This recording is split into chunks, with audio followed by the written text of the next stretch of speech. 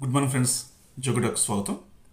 మన రాష్ట్రంలో group 2 exam మీద చాలా వివాదం చెలరేగిందండి.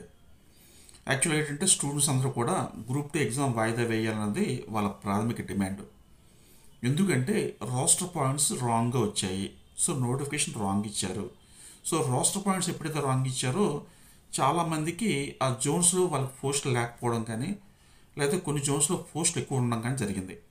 ఈ క్రమంలో అంతా కన్ఫ్యూజ్ అయ్యి చాలామంది స్టూడెంట్స్ ఏం చెప్తారంటే రోస్టర్ పాయింట్స్ చేంజ్ చేసిన తర్వాత మాత్రమే మీరు ఎగ్జామ్ పెట్టండి అన్నది వాళ్ళ ప్రాథమిక demand.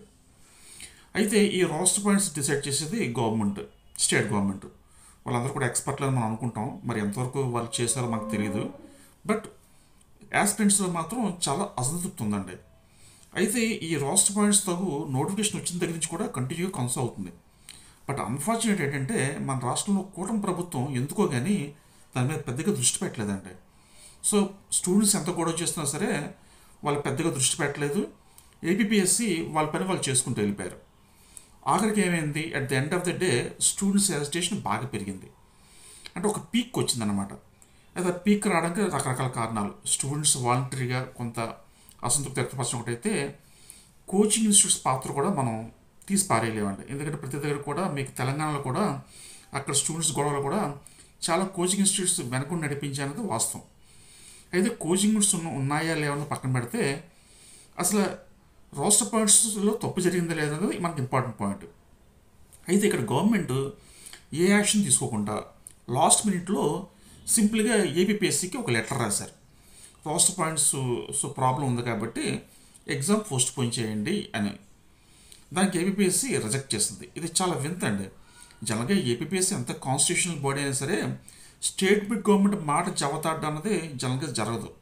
But first time in the history of APSC government చెప్పిన దాన్ని వాళ్ళు రిజెక్ట్ చేశారు. అది రెండు రకాలుగా చూడవచ్చు. ఒకటి, గవర్నమెంట్ స్ట్రాంగ్గా చెప్పినా సరే వాళ్ళు రిజెక్ట్ చేశారా, లేదా నామకే వాస్తే కొంత స్టూడెంట్స్ని సాటిస్ఫై చేయడం కోసం చెప్పారన్నది ఎవరికి తెలియని విషయం. ఇప్పుడు ఏమైంది, గవర్నమెంట్ చాలా బదనాం అయిందండి. సింపుల్ లాజిక్, ఎన్నో ఎగ్జామ్స్ పోస్ట్పోన్ అవుతుంటాయి. ఎస్పెషల్లీ మన స్టేట్ గవర్నమెంట్ ఏపీఎస్సి కండక్ట్ చేసే ఎగ్జామ్స్ ఏది కూడా సరిగ్గా అయినట్టు మనకి రికార్డులో ఉండదు. అలాంటిది స్టూడెంట్స్ అడిగినప్పుడు ఒక 1 మంత్ వాయిదా వేసి ఉంటే స్టూడెంట్స్ చాలా హ్యాపీ ఫీల్ అయ్యారండి. ఈ విషయంలో మాత్రం కూటమి ప్రభుత్వం పక్కగా ఫెయిల్ అయిందని మనం చెప్పుకోవచ్చు. వాళ్ళు ఎందుకో గ్రౌండ్ రియాలిటీని సరిగ్గా వాళ్ళు అనలైజ్ చేయలేకపోతున్నారని అనిపిస్తుంది. ఇప్పటికైనా కూటమి ప్రభుత్వం తగు చర్య తీసుకోవాలండి. లేకపోతే భవిష్యత్తులో వాళ్ళు చాలా డ్యామేజ్ అయ్యే అవకాశం ఉంది. చూద్దాం భవిష్యత్తులో ఏమవుద్దో. Thank you so much.